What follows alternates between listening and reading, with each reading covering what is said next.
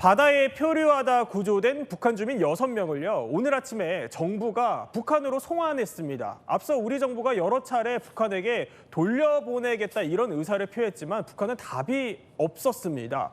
그러면 어떻게 돌려보냈을까요? 일단 통일부 설명부터 들어보시죠.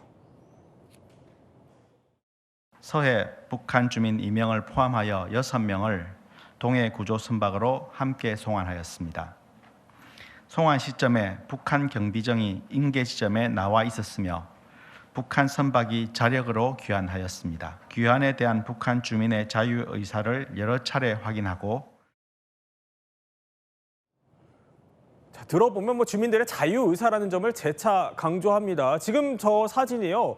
오늘 아침에 동해상으로 송환되는 모습입니다. 그 주민들이 타고 내려왔던 그 북한 선박을 그대로 이용해서 돌려보낸 건데요. 임지혜 변호사, 일단 어떤 사람들이 오늘 아침에 어떻게 돌아간 거예요? 6명이었습니다.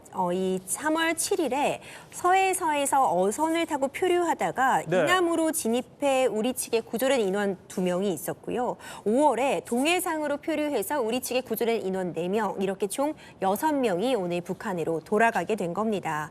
이 송환의 방식도 좀 특이하다고 볼 수 있을 것 같아요. 북한 측에 여러 차례 송환을 요구했는데 이에 대한 공식적인 답변 없었거든요. 네. 결국 북한 지역으로 넘어가서는 이 북한 주민들이 자력으로 배를 타고 넘어갔다. 그리고 기다리고 있던 북한 어선에게 인계가 되어서 안전하게 송환되는 부분을 우리 측에서도 확인을 했다고 전해지고 있습니다.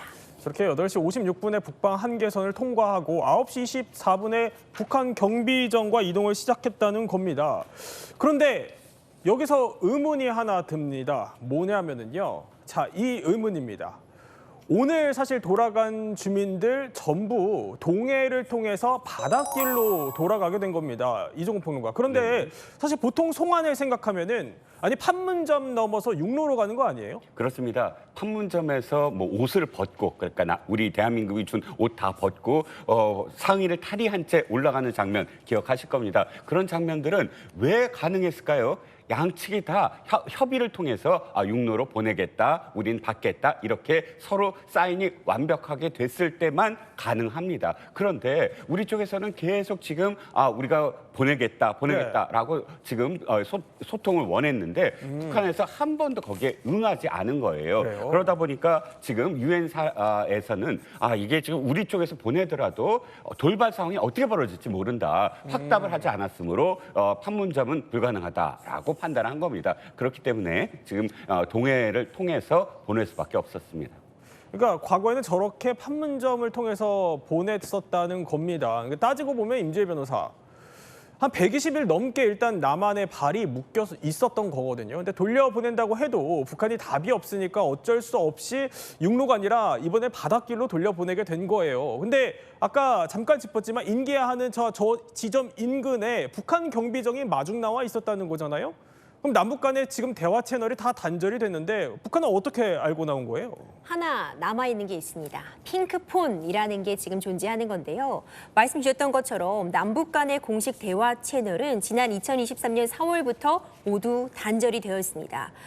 그래서 정부는 유엔군 사령부의 대북 진통 전화인 지금 보시는 이 핑크폰으로 네. 사실 유엔사와 북한군의 소통 창구만을 열어둔 그런 상태라고 보여지는데요. 이 핑크폰은요, 옛날 전화기예요. 지금 이미 2002년도에 설치됐으니까 20년이 훌쩍 넘었습니다.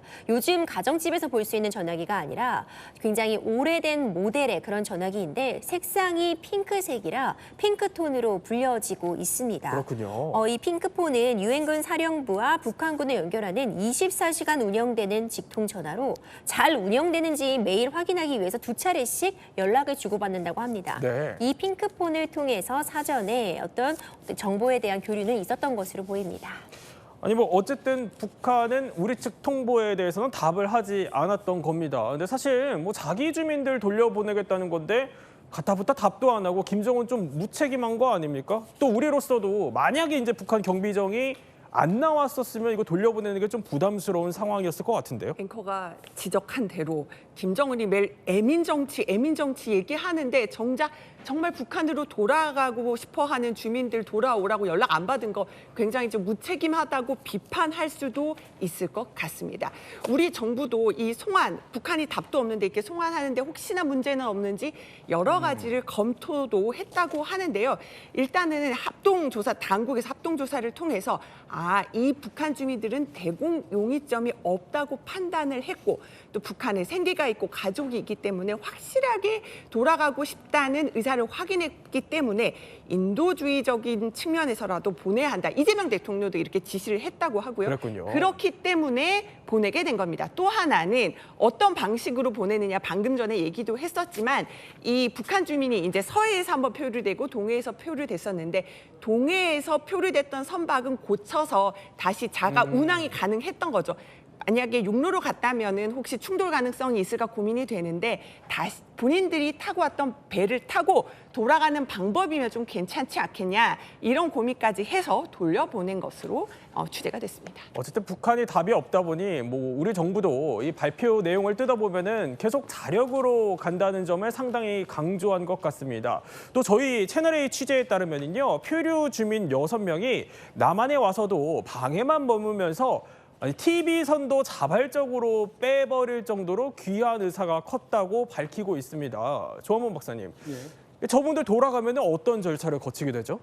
아마 몇 달은 아마 혹독한 신고식을 치를 겁니다. 그래요? 왜냐하면 일반적인 외교관이나 무역 일꾼들도 장기간 해외 체류했다가 들어오면은 한 2달 정도 사상 검증을 받습니다. 네. 무슨 일을 했고 뭘 샀는지. 근데 저분들은 지금 3월, 5월에 오셨으니까 그동안 모든 이 송환 기록에서 최장이거든요. 그러면 이제 상당히 혹독한 조사를 받게 되고 따로따로 분리를 시켜요. 그러니까 4명, 2명이었잖아요. 네. 그럼 이 사람들을 따로따로 분리시켜서 조사를 하니까 어느 한쪽에 그 문제가 생기면 바로 발각이 나거든요. 그러니까 여기 와서도 만일에 혼자 왔다 그러면 완전히 행동이 달라요.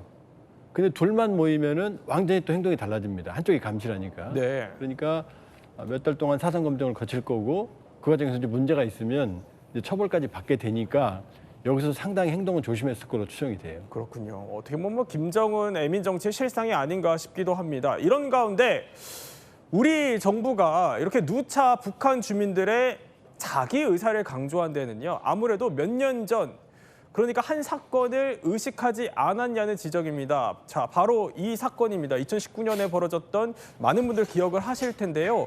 그 살인 혐의를 이유로 그 북한으로 송환되는 거를 강경하게 반발했던 탈북 어민들, 저렇게 송환되는 거를 끝까지 거부하는 모습들이 보여졌었는데, 당시 이 논란이 됐던 사건을 의식하지 않았냐는 해석이 나오는 겁니다.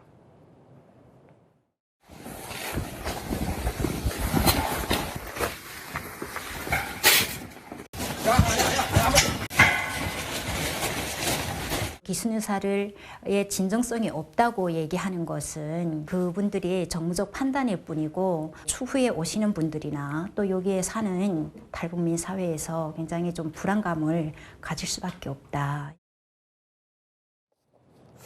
근데 이번에는 그래도 북한이 즉답은 안 했어도 경비정이 마중을 나온 걸 보면, 또 그리고 앞서 북한이 대남 소음 방송도 멈췄었잖아요. 근데 이걸 보면은 좀 대화에 나서려는 시그널이다, 이렇게 볼 수도 있어요.